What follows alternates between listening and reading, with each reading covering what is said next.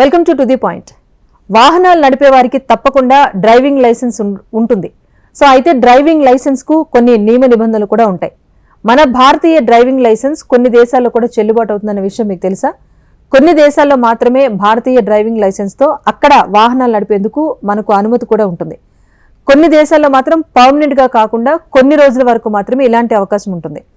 So భారతీయ driving licence ను Spain లో ఉపయోగించుకోవచ్చు. అయితే ఇక్కడ రోడ్ ట్రిప్ చేయడానికి మీరు ముందుగా నమోదు చేసుకోవాల్సి ఉంటుంది.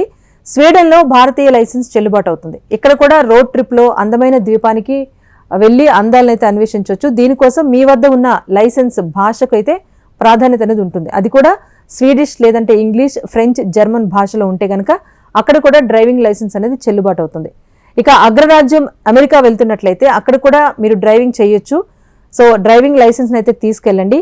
భారతీయ డ్రైవింగ్ లైసెన్స్ తో మీరు 194 ఫామ్ కూడా తీసుకువెళ్లాల్సి ఉంటుంది.